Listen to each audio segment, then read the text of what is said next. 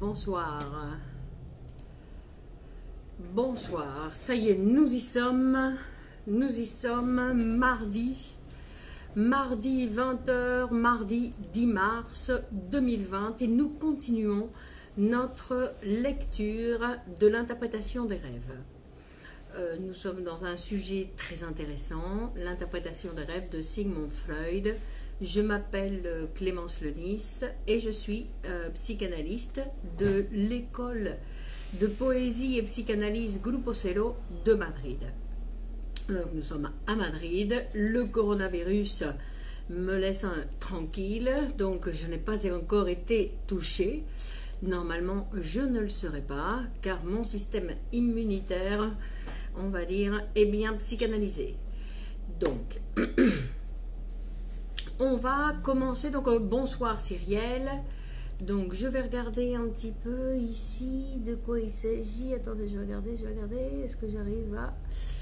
ou est-ce que je n'y arrive pas? Donc, aujourd'hui, nous allons voir. Ah, je voudrais, avant toute chose, vous rappeler,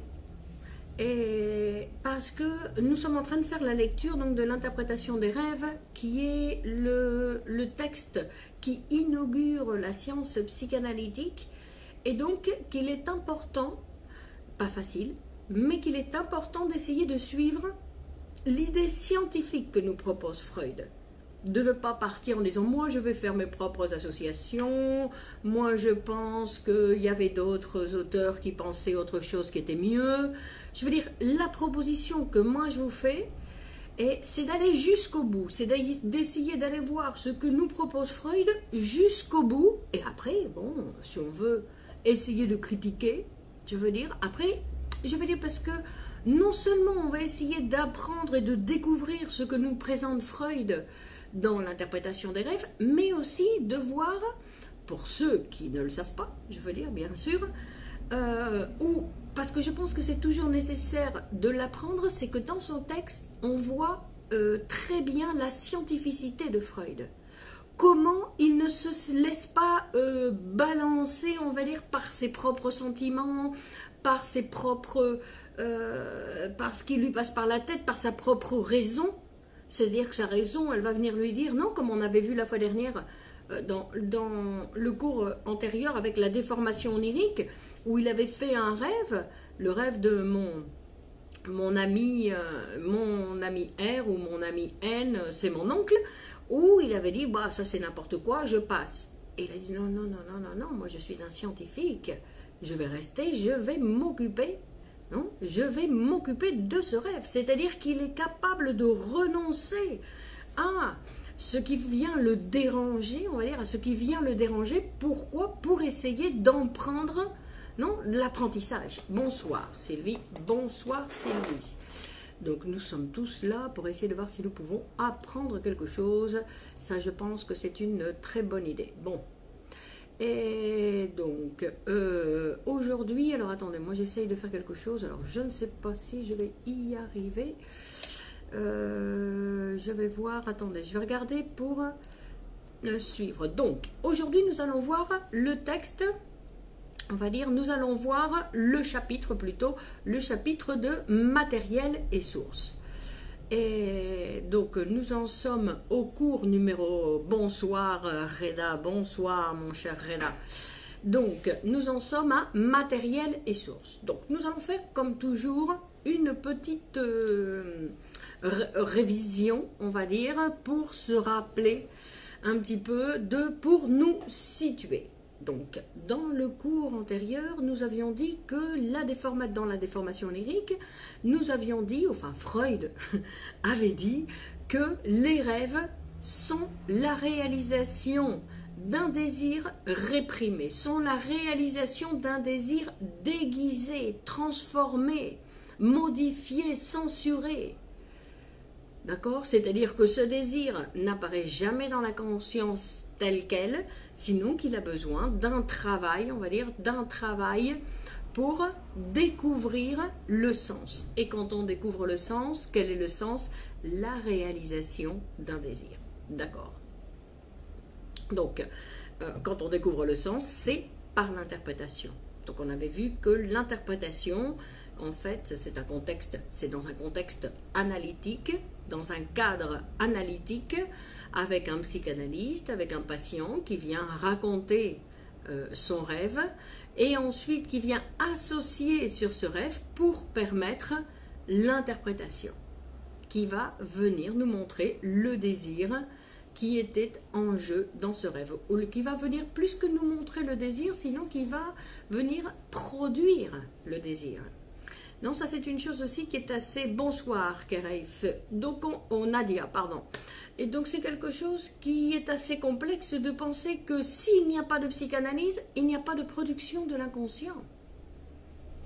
D'accord? C'est-à-dire que l'inconscient c'est quelque chose qui va se produire et qui va se produire uniquement dans ce contexte. Sinon, nous avons quoi? Les phénomènes de l'inconscient. Mais nous ne savons rien dessus, nous avons que des phénomènes. Non? Le phénomène du symptôme, le phénomène de nos peurs, le phénomène de nos angoisses. Tout ça, ce sont des symptômes qui viennent présenter quelque chose, en fait, qui, comme dans les rêves, sont des déguisements d'autre chose.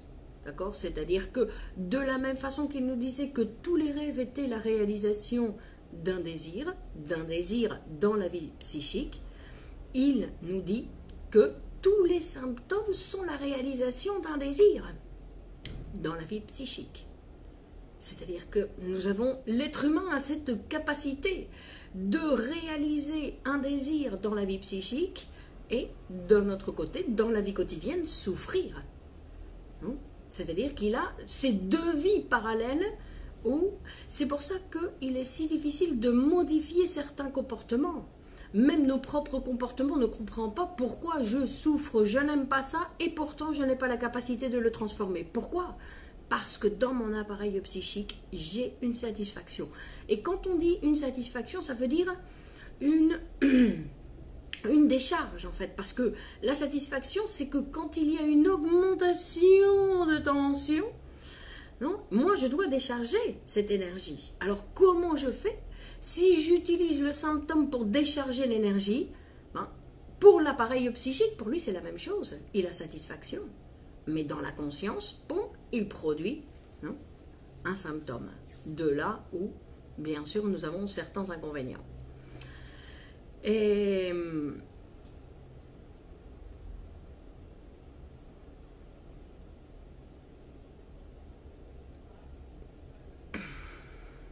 c'est pour ça qu'on voit que l'inconscient, qui est ce moteur, lui, ça lui est égal si il va réaliser son désir, on va dire, dans un rêve, dans un symptôme, dans un lapsus, dans des angoisses, dans des peurs. Lui, pour lui, ce n'est pas un problème. La seule chose qu'il veut, c'est s'exprimer, passer à la conscience. D'accord? Donc, il va se déguiser, puisque la conscience ne veut pas recevoir certaines choses. D'accord? C'est-à-dire que la conscience, elle a certains barrages qui vont empêcher de la censure, qui va empêcher que le désir s'exprime, donc directement, comme dans les rêves. N'oublions pas que l'interprétation des rêves est très intéressante, non seulement parce qu'elle va venir nous donner des explications sur le fonctionnement de la production des rêves, mais surtout et principalement parce qu'elle va nous expliquer comment fonctionne notre appareil psychique. D'accord? Et c'est-à-dire que Freud, il va nous dire que la base de notre vie, toute notre vie est produite à partir de notre appareil psychique. Notre appareil psychique qui est composé d'inconscient, de préconscient et de conscient. En 1900, à l'époque de Freud. Ensuite, nous savons que Bonsoir et Lila Samra.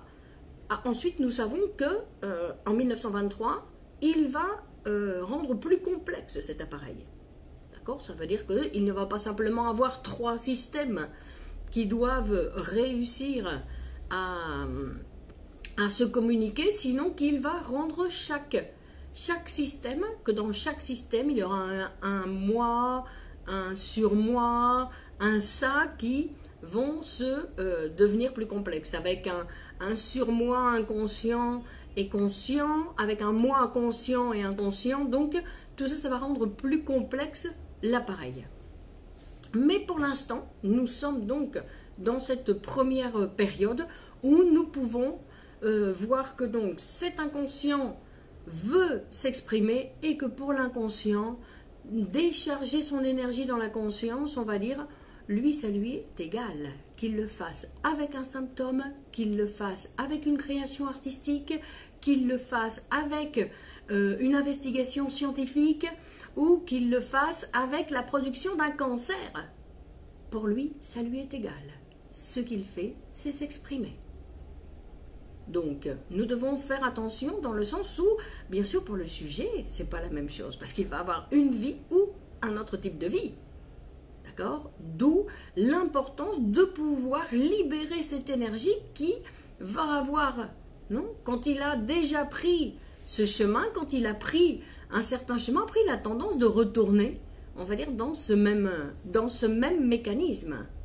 Parce que dans le cours, c'est très intéressant, le cours que nous sommes en train de voir sur la vie sexuelle humaine, le mercredi à 21 h, c'est très intéressant parce qu'on peut voir comment, justement, avec la formation du sujet, dans la formation de sa vie sexuelle, les premières relations, on va dire, sexuelles, les premières découvertes sexuelles, comment ça va marquer, après, sa façon de décharger l'énergie. Donc, on dit, une caractéristique de l'inconscient ne juge pas, il ne calcule pas, la seule chose qu'il veut, c'est s'exprimer, c'est-à-dire transformer son énergie en autre chose. Donc, on voit que l'appareil psychique, qu'est-ce qu'il fait? Il travaille. Effectivement, l'appareil psychique, il travaille, et quand il travaille, il produit des effets qui arrivent jusque dans la conscience. D'accord? Donc, justement, Karine, on va parler de ça. Donc, on dit que l'appareil psychique, il travaille, il a des effets et il produit des effets dans la conscience. D'accord? Et donc, ces effets, c'est le résultat du travail. C'est pour ça que nous disons que l'homme, l'être humain, la femme, l'homme, les enfants, les adolescents, les vieux, l'appareil psychique de tous ces gens travaille tout le temps. Pendant la nuit, ils rêvent. C'est-à-dire qu'il ne se repose jamais. Notre appareil psychique n'a pas d'âge. N'a pas d'âge dans le sens où il ne vieillit pas. Il a son histoire.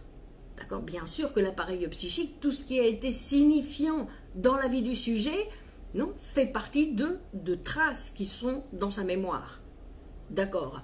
Mais il ne vieillit pas, il n'y a pas de vieux appareils. Il y a des vieux corps, mais pas des vieux appareils.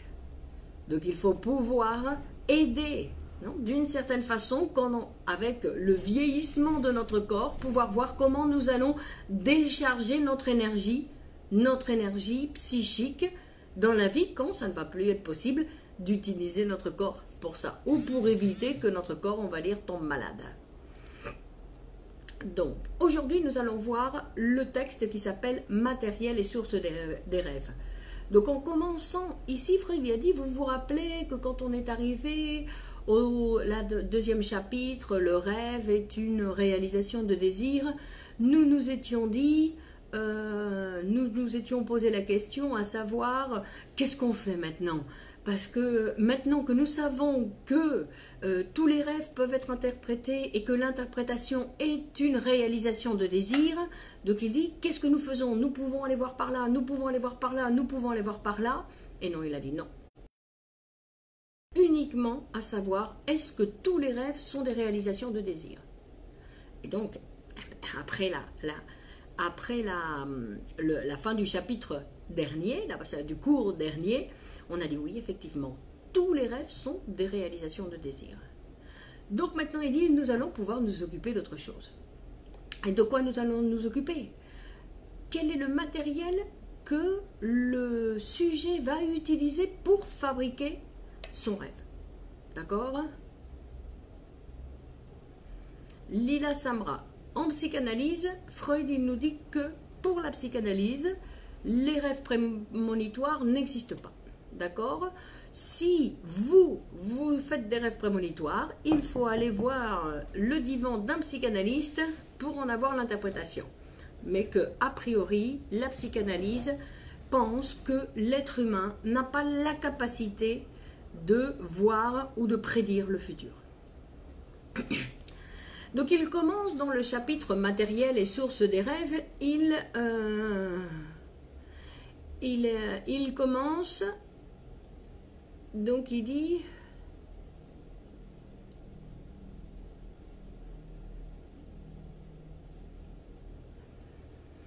Et donc maintenant nous allons voir que le rêve, effectivement, c'est le résultat d'un travail que nous allons voir dans le prochain chapitre qui s'appelle justement le travail du rêve pour savoir comment se fabrique.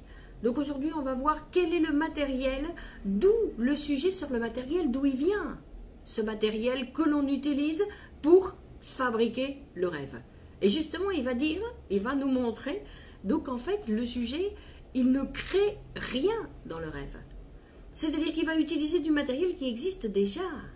Il ne va rien fabriquer et en plus il va le déformer. C'est-à-dire qu'il va nous dire que les rêves, en fait c'est un retour dans le passé. C'est mettre en action le passé. Et en général, c'est pas en général, sinon que avec l'investigation, avec la recherche, on va voir que ce qui est en jeu dans chaque rêve, c'est l'enfance. D'accord? C'est l'enfance qui est en jeu dans chaque rêve. C'est comme revenir à l'enfance pendant la nuit. Donc il va nous expliquer que qu'il y a des mécanismes qu'on verra donc dans le travail du rêve. Et là il va nous dire qu'il a vu que en fait le matériel que le sujet va utiliser pour fabriquer le rêve, c'est toujours un matériel qui est récent et indifférent. Donc, il va nous expliquer, non, il va nous dire, on va pouvoir le vérifier facilement. Il dit d'ailleurs, vous vous rappelez, quand on a vu dans le premier cours, quand on a vu dans la méthode d'interprétation le rêve de Irma, on a vu que premièrement, il nous racontait les informations préliminaires. C'est-à-dire qu'il y avait les informations de la veille qu'il a utilisées pour fabriquer son rêve. Dans le rêve de mon ami R et mon oncle, la même chose. On a vu qu'il y avait des idées de la veille qu'il avait utilisées pour fabriquer son rêve.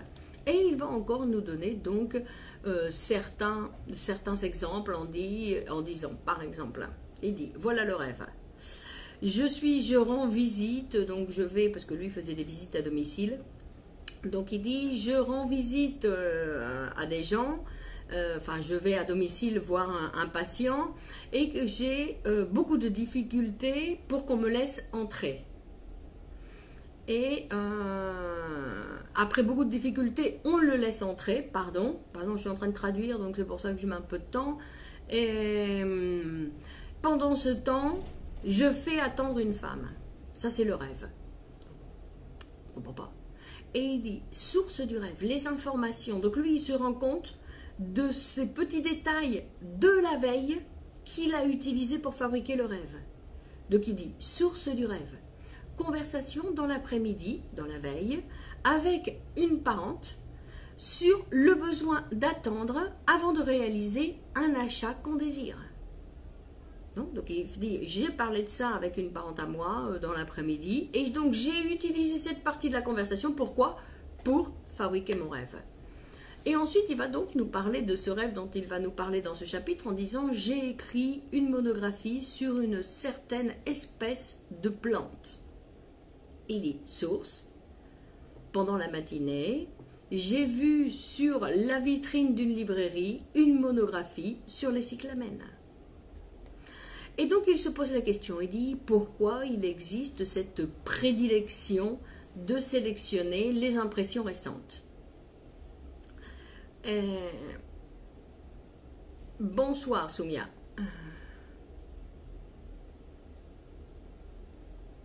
Et donc il va, pour nous expliquer un petit peu comment ça fonctionne, il va nous raconter, comme toujours, un de ses rêves. Donc il dit, j'ai écrit...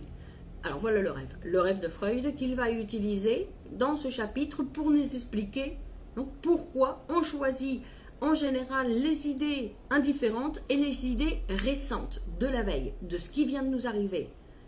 Des petites choses comme ça auxquelles on n'a pas prêté vraiment d'attention. J'ai écrit une monographie sur une certaine plante. Le livre est posé devant moi. Donc il dit, le livre est posé devant moi. Je suis en train de tourner une page en couleur. Dans chaque exemplaire est relié un spécimen séché de la plante, comme si il provenait d'un herbier. Alors, comme rêve, d'abord il n'y a pas de sentiment, vous voyez, il n'y a pas de sentiment, et c'est simplement une description. Donc il va commencer à associer, parce que vous vous rappelez, donc ça c'est ce qu'on appelle notre rêve, notre texte manifeste, notre texte sacré, ça c'est ce que nous allons écouter comme une vérité. D'accord? Nous prenons cette information comme une vérité.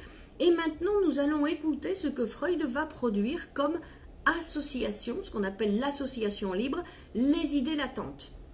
Donc tout ce que d'une certaine façon va être associé à ce qu'il vient en fait d'écrire, parce que lui ses rêves donc il les écrivait, donc il vient d'écrire ça, puis tout d'un coup il dit tiens, ça me fait penser, donc tout de suite il dit tiens, donc il commence en disant donc pendant la matinée j'ai vu dans la vitrine d'une librairie un livre qui s'intitulait Les cyclamènes, et il dit sûrement c'est une monographie sur un type de plante, et il dit ah, figure-toi que les cyclamènes sont la fleur préférée de ma femme et qu'elle me reproche de ne pas les lui apporter plus souvent alors que je sais que c'est celle qu'elle préfère. Et en plus, donc il s'arrête pas là, il continue à associer. Et donc il dit, ça me fait penser à l'histoire que m'a raconté un de mes amis, à l'histoire que j'ai racontée à un de mes amis pour lui montrer que l'oubli avait un sens, qu'on n'oublie pas n'importe quoi. Non, il y a un livre qui s'appelle « Psychopathologie de la vie quotidienne » où il va venir nous démontrer que tous ces petits actes de la vie quotidienne sont des phénomènes, des productions de l'inconscient. Et que lui, il va donc nous montrer comment ils se fabriquent et il va nous montrer comment il les interprète.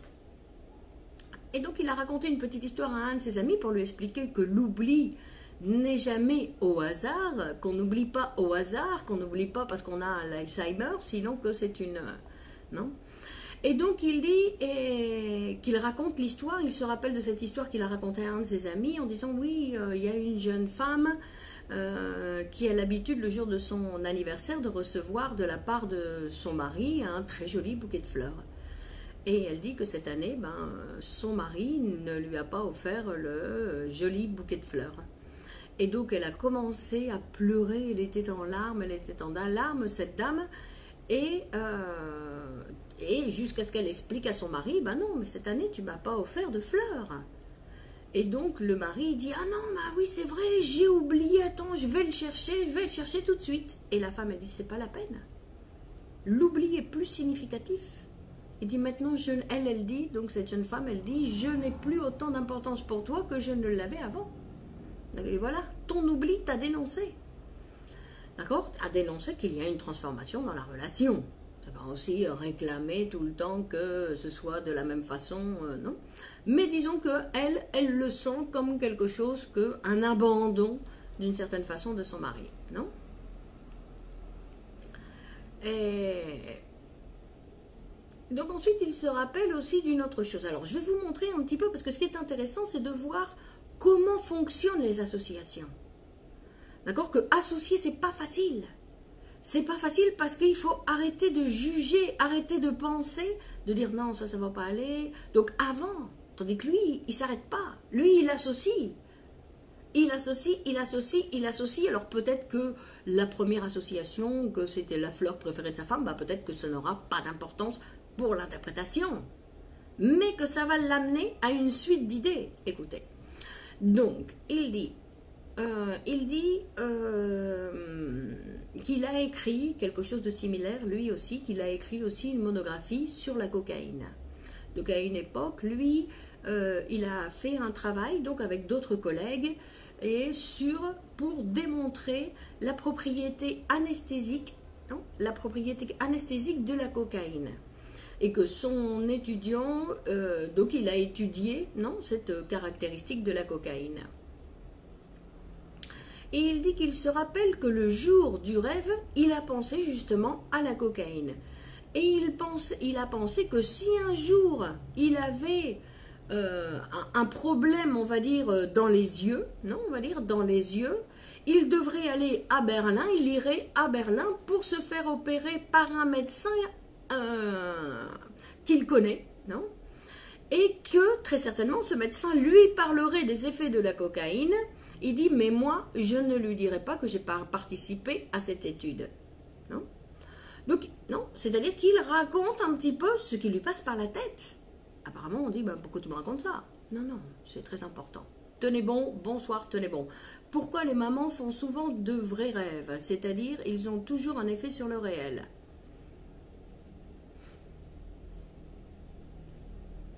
Non, les mamans, non, non, non, ça veut dire quoi, ça, qu'ils ont un effet sur le réel?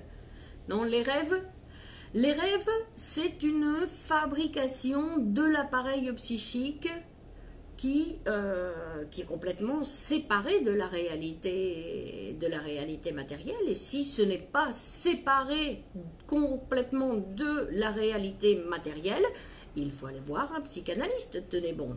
Parce que c'est-à-dire qu'il y a un mélange entre ces deux réalités. Alors que ces deux réalités, non, doivent être bien séparées. On ne doit pas confondre ce que j'ai imaginé avec la réalité. On ne doit pas confondre ce que j'ai rêvé avec la réalité.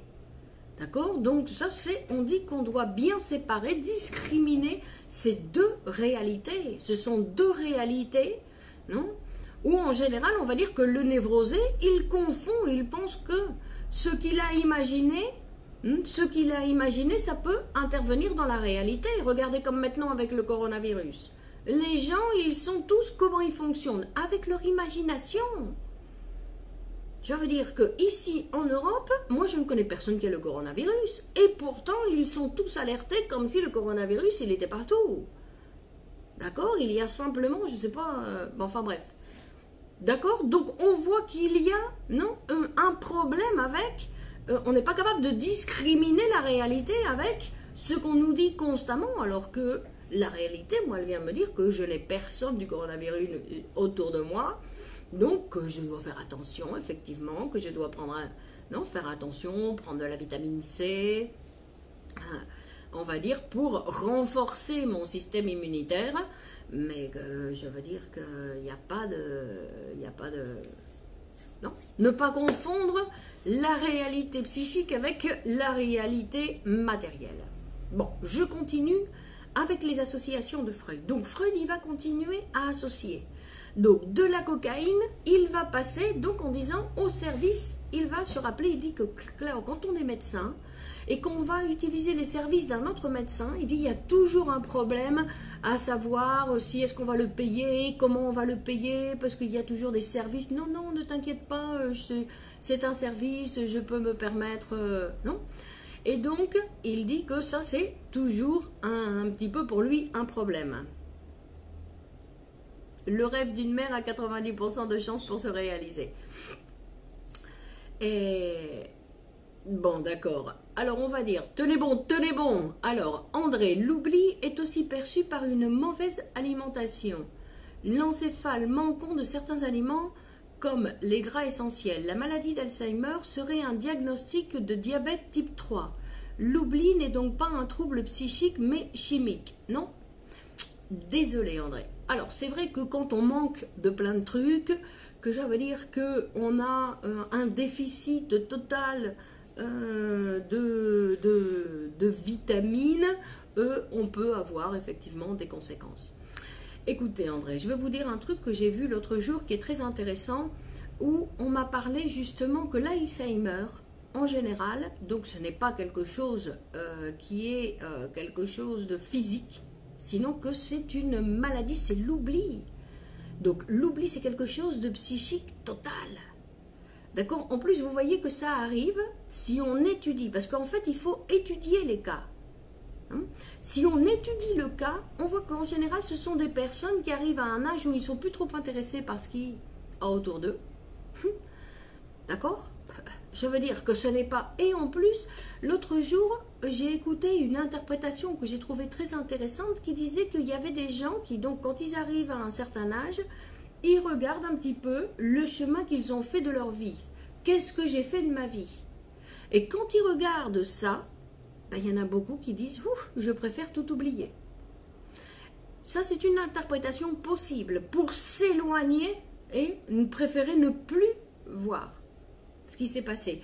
Une autre interprétation possible qui est très intéressante aussi, c'est dans la même idée, c'est-à-dire je regarde ce qui s'est passé pendant ma vie et je regarde que ça ne correspond pas à ce que j'avais imaginé. Donc quand je regarde et que je vois que ça ne correspond pas avec ce que j'avais imaginé, au lieu de l'accepter, qu'il y a une différence entre mon imagination et la réalité, je n'accepte pas et donc j'oublie la réalité. D'accord? L'être humain a cette capacité. Bon, c'est une chose. Donc, de toute façon, André, il faut continuer les études, mais on dit qu'une personne âgée qui continue à s'intéresser à beaucoup de choses, qui ne se sent pas abandonnée, parce que tout ça, en fait, ce sont des effets aussi qui sont associés à la vieillesse. C'est la difficulté du sujet de vieillir. D'accord? C'est plus associé à la vieillesse, mais pas aux troubles physiques de la vieillesse, à ce que représente psychologiquement la vieillesse. C'est la fin de ma vie, je perds mes forces, on m'aime moins, je peux moins séduire, je peux moins faire de choses. Je veux dire, et surtout, je m'approche de la mort. Donc c'est vraiment ce que je ne veux pas voir, j'oublie tout. Les personnes qui ont l'Alzheimer, ils finissent à pu se rendre compte, ni même qu'ils vont mourir. Donc, vous voyez, c'est un système qui s'applique, je veux dire. Donc, de toute façon, il faut voir cas par cas. D'accord? C'est-à-dire que voir un petit peu comment on utilise la maladie. Freud, il nous dit, nous ne sommes pas responsables de notre maladie, mais nous sommes responsables de ce que nous allons faire avec notre maladie. D'accord? C'est-à-dire qu'il faut prendre en main. Il y a des gens qui ont une petite grippe ou un petit rhume et ils arrêtent toutes leurs activités. Et il y a des gens qui ont un rhume et qui continuent comme si de rien n'était. Donc, on va voir, il y a des gens qui ont un début d'Alzheimer qui font ce qu'il faut faire pour modifier la situation, et il y en a d'autres qui se laissent aller, ou qui disent « Tiens, mes enfants, prenez-moi en main et faites de moi ce que vous voulez. » Ou « Je me donne à la médecine, que la médecine fasse de moi ce qu'elle veut. » Donc je veux dire que chacun va utiliser, Aujourd'hui, nous savons qu'il y a beaucoup de médecines alternatives, il y a beaucoup de possibilités. Il y a des gens qui ont réussi à guérir des cancers avec des substances qui apparemment n'avaient pas cette possibilité-là. Donc chez l'être humain, beaucoup plus de choses sont possibles que ce qu'on imagine. On va dire, et le plus important, c'est la prévention et la psychanalyse.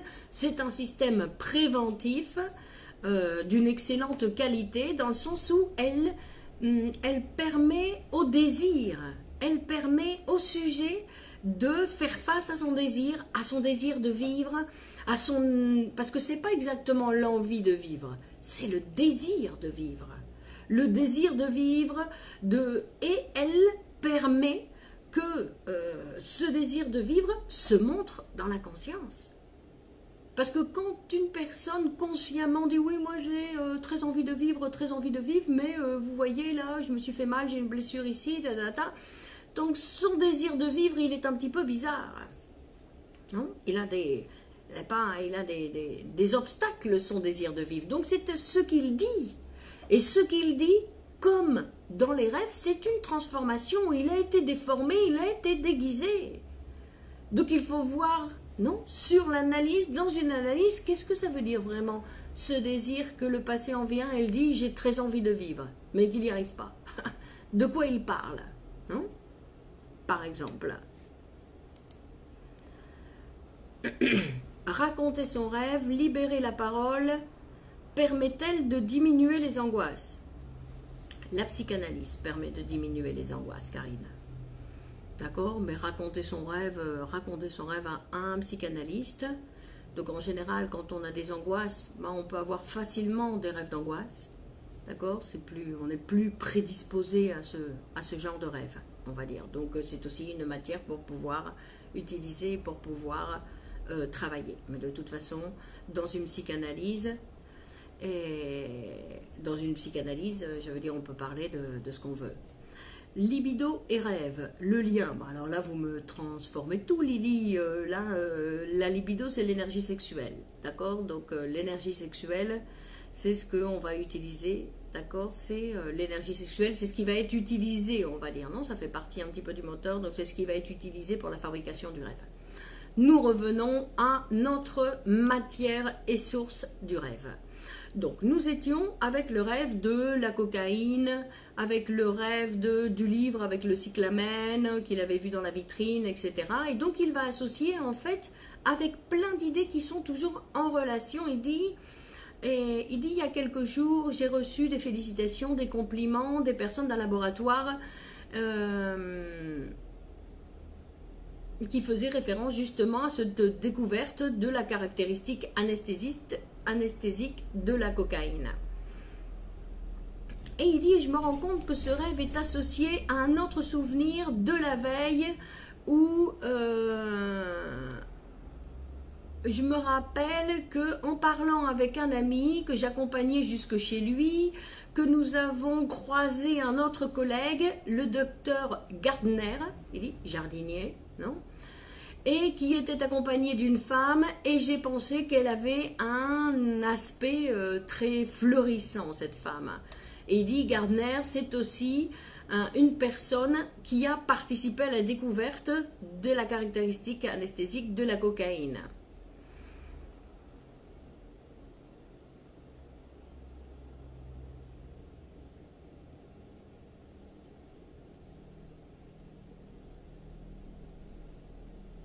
Donc il dit, déjà là, donc il s'arrête un petit peu, il dit, vous vous rendez compte, le rêve qui a été produit, c'est un rêve de 4 lignes.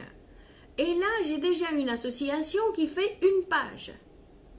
Donc c'est là où on va voir que un des processus, parce que les idées latentes, on va dire que c'est le matériel, les idées latentes, c'est le matériel que le sujet, d'une certaine façon, a utilisé pour fabriquer son rêve. D'accord, ça ne va pas être les seuls, mais c'est une des parties.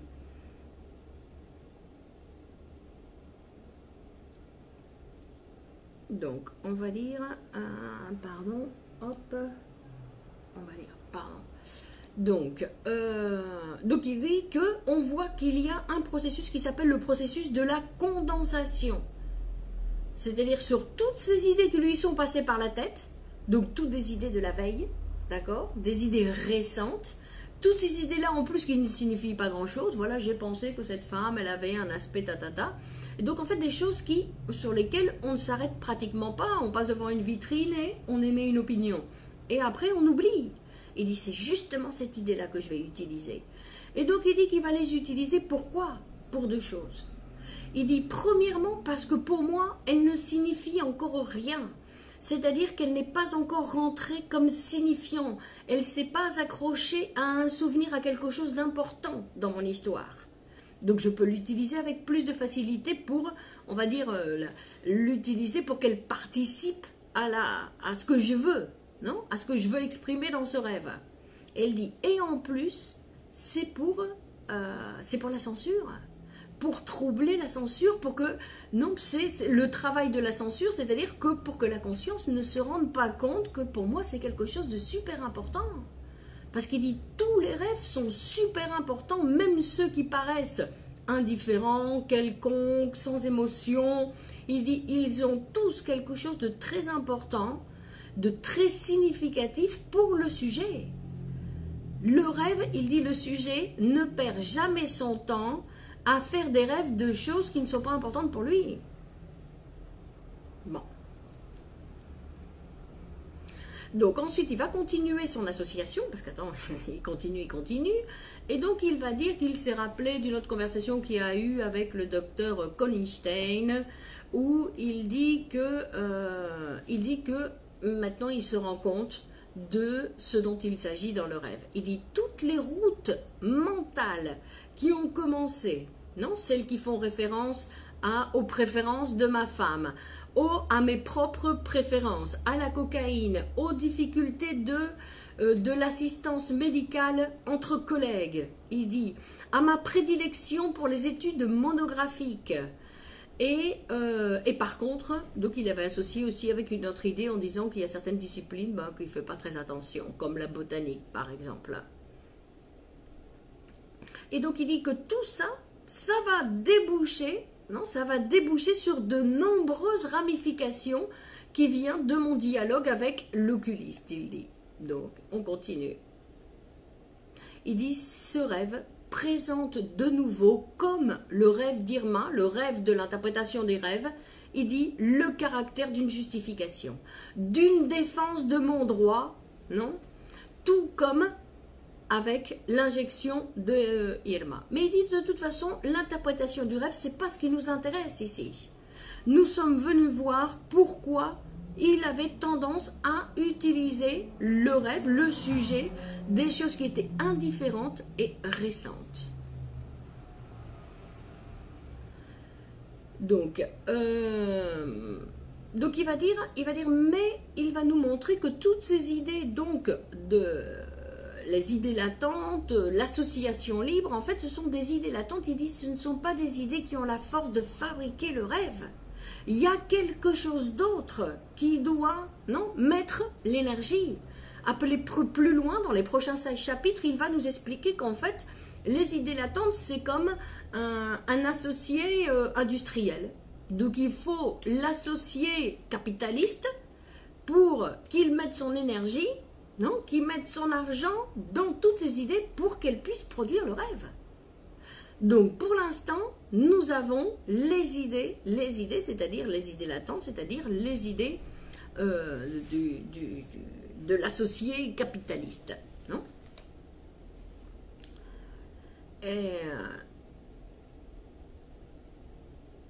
Donc il va nous dire que ce qui nous a impressionnés pendant le jour domine aussi les idées du rêve. Et celles qui ont stimulé d'une certaine façon, de façon inconsciente, celles qui ont stimulé de façon inconsciente nos idées, non? Et qui vont s'introduire pour participer au travail du rêve.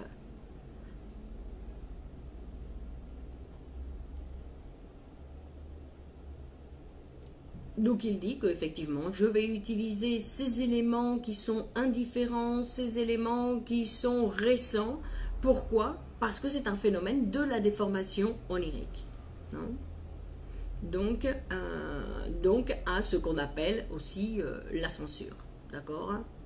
Et donc il va nous dire une chose qui est très intéressante. Il va nous dire, et pourquoi il y a une censure? Non, je crois que j'en avais parlé la fois dernière, parce que c'est quelque chose de très intéressant. Il dit, pourquoi il y a une censure dans le rêve? Pourquoi le rêve ne peut pas se réaliser? Pourquoi la conscience est si délicate et qu'elle se sent perturbée facilement, et donc elle va renoncer à cette expression directe. Et il dit, dans le rêve s'agitent des tendances secrètes qui sont en contradiction avec les principes éthiques et esthétiques, c'est-à-dire avec les principes officiels du rêveur, il dit. Pour ces choses, il dit, et en fait, il dit que le sujet, enfin la conscience du sujet, elle a honte de ces tendances. Et elle les rejette pendant le jour. Elle ne veut rien savoir. Donc ce ne sont pas des choses dont on a honte consciemment, ce sont des choses dont on a honte inconsciemment. Et donc il dit, et il ne veut rien savoir d'elle. Et donc il dit, pendant la nuit, il ne peut pas les empêcher de s'exprimer. Mais il va leur imposer une déformation. On va dire, d'accord, tu veux t'exprimer, d'accord, mais tu dois te déformer pour que ça devienne confus, insensé, pour que le contenu du rêve, je ne le comprenne pas. D'accord? Et c'est pour ça qu'on appelle censure onirique, justement, il dit cette instance psychique, non, qui va participer à cette résistance intérieure qui déforme donc les tendances pulsationnelles, qui va déformer les tendances, donc cette expression de la libido qui ne peut pas s'exprimer. La libido c'est une énergie, non, mais les tendances pulsionnelles primaires du rêve pour montrer quelque chose donc de incompréhensible. Comme ça, on ne comprend pas pourquoi on a choisi telle chose ou telle chose. Donc après, ce qui va nous montrer que même, non, tenez bon, là, qui venait avec les réalisations, c'est-à-dire que très souvent, on va avoir des rêves où ils ne peuvent pas se réaliser dans la réalité parce qu'ils sont incompréhensibles. Parce que c'est des choses qui n'ont ni queue, ni tête, ni pied, ni rien. Donc, et en plus, souvent, c'est des flashs. Donc, c'est pas possible que ça se réalise dans la réalité. Je veux dire que c'est des choses où je vais d'un continent à l'autre, je vais d'une famille à l'autre. Donc, il y a des choses qui se produisent qui ne peuvent pas se produire dans la réalité. Donc, on voit qu'obligatoirement, le rêve a été déformé. Et que le désir, non, que le désir, c'est pour ça qu'il va dire que même quand, et il va nous en parler ici dans ce chapitre, on va en parler parce qu'on va devoir diviser donc ce chapitre en deux cours, parce qu'il va nous parler la fois prochaine des rêves typiques. Justement, il va nous montrer des rêves que beaucoup de gens, beaucoup d'entre nous, nous avons fait pour montrer que, apparemment, quelle est la réalisation de désir qui se fait. Il dit, et même si ça apparaît comme quelque chose où il n'y a absolument pas de réalisation de désir, il va dire oui. Les rêves d'angoisse, il y a une réalisation de désir. Pourquoi? Parce que le rêve d'angoisse, quand il apparaît, c'est aussi un déguisement. L'angoisse, c'est aussi un sentiment qui va venir pour déguiser, pour troubler la conscience, pour que la conscience, elle ne puisse pas accepter. Mais non, mais ça, c'est un cauchemar. Tu ne vas pas me dire que ça, c'est une réalisation de désir si c'est un cauchemar. D'accord? Donc, il va nous montrer, là, il va nous montrer comment, en fait, il va nous montrer comment à chaque rêve, il y a un déguisement. Donc, même le rêve qui apparaît comme une réalisation de désir, ou qu'on peut penser qu'il est prémonitoire, ça ne peut pas être prémonitoire, parce que le désir est toujours autre chose. C'est un déguisement. Bon. Et Freud, quand il fait référence donc au rêve prémonitoire, il dit qu'en fait, il donne un exemple. Un jour, il dit qu'il était en train de se promener dans une avenue, donc pour vous montrer le phénomène, non, de ce qu'on peut imaginer comme prémonition. Parce que c'est vrai que c'est un phénomène qui, des fois, nous surprend. Mais si on se laisse prendre par ce phénomène, on n'est pas tout à fait scientifique. On se laisse prendre par nos sentiments. Et donc, il lui donne un exemple. Il dit qu'il était un jour en train de se promener sur le trottoir d'une avenue et que tout d'un coup, il a commencé à penser à un collègue à lui, un médecin, et qui s'est dit que ça faisait longtemps qu'il ne le voyait pas, etc. Et il s'est même surpris, il dit « Pourquoi je pense à lui ?» Et tout d'un coup, il a vu que devant lui, au loin, il avait son collègue. Et donc, lui, comme scientifique, il n'a pas dit « Tiens, ma pensée », sinon qu'il a dit « Je l'ai vu de loin ». Je l'ai vu inconsciemment avant que ma conscience le voie. Donc mon inconscient l'a vu et ma conscience et me l'a ramené dans la conscience. Donc je veux dire que l'inconscient, nous devons savoir que l'inconscient, il a la possibilité bien plus ample que notre conscience. Parce que notre conscience, elle est raisonnable, notre conscience, elle veut comprendre, notre conscience, elle veut savoir, donc elle est beaucoup plus limitée. Notre inconscient, il voit beaucoup plus de choses que nous. Donc cet exemple-là, c'est très intéressant parce qu'en fait, il va dire les rêves prémonitoires qui se font, c'est le même système. C'est-à-dire, moi ça m'est arrivé l'autre jour, on parlait de quelqu'un, je dis « Ah, justement, j'ai rêvé de lui ». Juste là, tu t'en rends compte quand on parle de lui. Non, non, non, non. C'est, va-t-on savoir quel a été mon rêve, mais sinon que je me suis rappelé de quelque chose de mon rêve qui était en relation avec lui. C'est peut-être n'importe quoi d'autre. D'accord? Donc après, il faut analyser pour se rendre compte que ça n'avait absolument rien à voir. D'accord? Mais nous savons que arriver à faire une lecture scientifique, ce n'est pas facile. Nous sommes régulièrement pris par nos sensations, par nos idées, par... Donc, essayez de s'éloigner de tout ça pour écouter ce que nous dit Freud. Vous voyez, des fois, c'est difficile. Il faut renoncer à des choses et ce n'est pas facile. d'accord? Ce n'est pas facile. Mais pour avoir un esprit scientifique, c'est obligatoire. Donc, et il y a une chose aussi qui est très importante quand on parle de la science, parce qu'on va dire oui, mais pourquoi la scientifique, c'est quelque chose qui appartient à la science, aux scientifiques, moi je suis quelqu'un de l'être, pourquoi je vais m'occuper de la science? Et en fait, la science, en fait, c'est un instrument.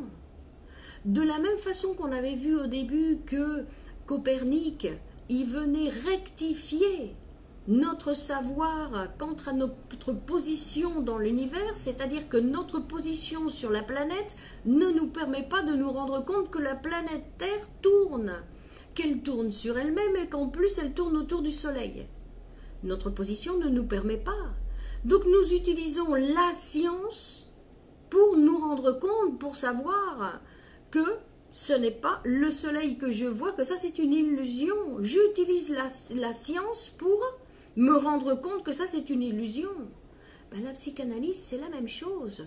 C'est une science qui vient me dire que ce que je vois, ce que je sens, ce que je crois, on doit le mettre de côté, ne serait-ce que pour lire l'interprétation des rêves.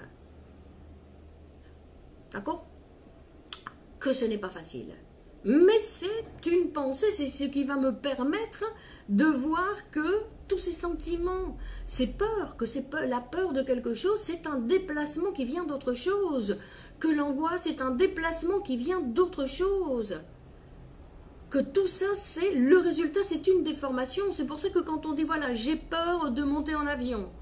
Donc, je vais éliminer, par exemple, ma peur de monter en avion, mais après, je vais la déplacer à autre chose si je ne touche pas la structure.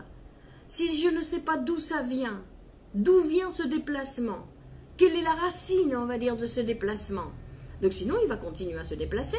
D'ailleurs, très souvent, vous voyez chez certains patients qu'en fait, son mal, il est passé de là à là. Donc maintenant, il a plus ça, mais il a ça. Maintenant, il a plus ça, mais il a ça. En fait, le mal, il s'est déplacé comme avec les cancers. Donc on lui a guéri le cancer d'ici, mais maintenant, il a le cancer de là. Parce que la structure ne s'est pas modifiée. Parce que le système immunitaire, il continue à détruire ces mêmes cellules. Donc c'est pour ça, d'où l'importance, non? Bon, donc je vais continuer. Donc il va continuer avec l'association, donc il va nous continuer avec les associations sur la fleur, avec le rêve de la monographie. Il va continuer à associer plusieurs choses encore, où donc il va nous montrer que vous voyez bien que les idées latentes, que l'association libre est capable de produire plein d'idées, on va dire plein d'idées, beaucoup plus que ce qui va apparaître de tout petit dans le rêve, où c'est quelques lignes qui vont apparaître du récit du rêve. Donc,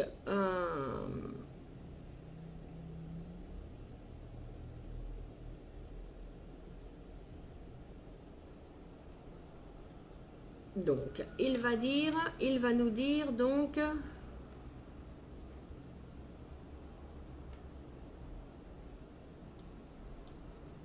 Donc il va nous parler de cet accent psychique. Alors attendez, là je suis perdue. Donc il va nous dire donc quelles sont les sources possibles du matériel du rêve, non? Quelles sont les sources possibles? Bonsoir Fernand. Oui, vous pouvez vous excuser, vous arrivez en retard Fernand. Donc il nous dit que la source d'un rêve peut être un événement récent et psychiquement important qui est représenté directement dans le rêve. D'accord? Donc il disait par exemple comme dans le rêve d'Irma. D'accord? C'était quelque chose qui inquiétait Freud, qui était important pour Freud, d'accord? Et qui était récent. Donc ça peut être quelque chose de récent qui est psychiquement important. Ensuite il dit ça peut être plusieurs événements récents et importants que le rêve va réunir en une unité, dans une condensation. D'accord? Et ensuite, il va dire un ou plusieurs événements récents et importants qui sont représentés dans le contenu manifeste. Le contenu manifeste, c'est ce que le patient va raconter, par la mention d'un événement contemporain. Par exemple, la monographie botanique, donc le rêve dont on vient de voir. D'accord? Où ce sont plusieurs événements récents qui sont représentés dans le contenu manifeste. Et après, il va dire qu'il y a une autre source, c'est un événement intérieur important, un souvenir, il dit, quelque chose qui peut apparaître, qui est un souvenir ou un processus mental, qui est représenté toujours dans le rêve par la mention d'une impression récente, mais indifférente. D'accord? Et indifférente.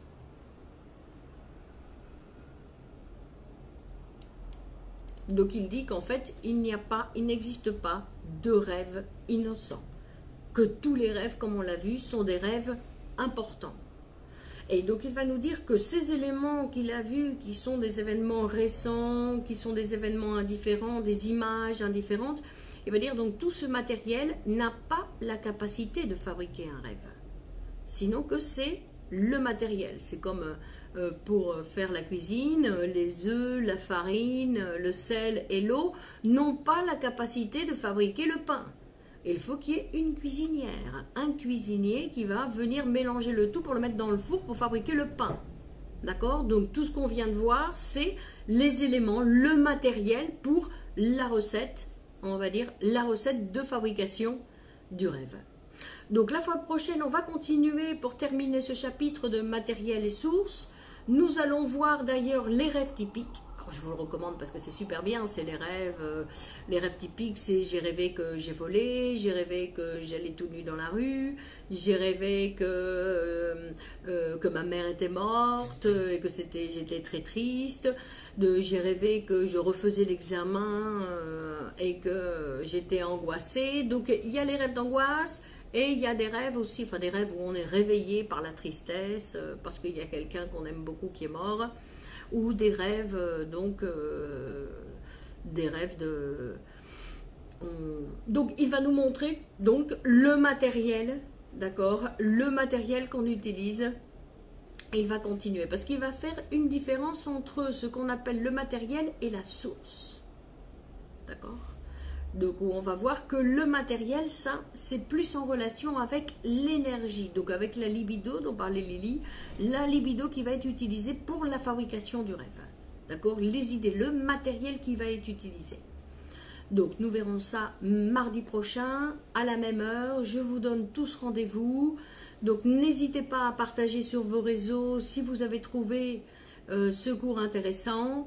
La psychanalyse est une science à diffuser parce que c'est un instrument nécessaire, surtout dans le monde dans lequel nous vivons, où on nous bombarde de fausses informations, avec des informations qui veulent, on va dire, c'est ce qu'on appelle le marketing de la peur.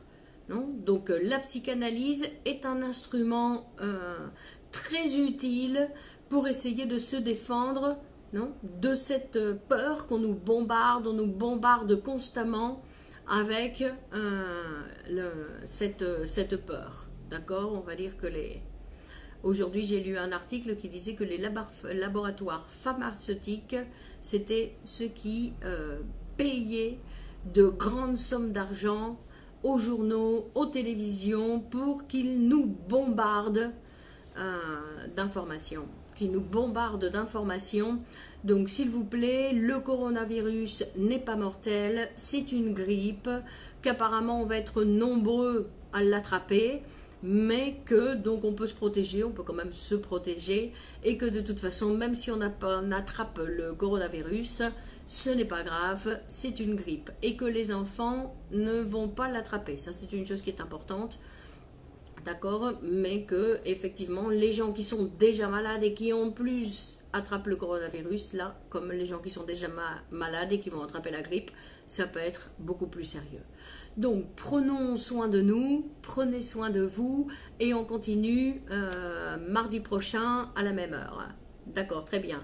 Au revoir Lily, merci à vous.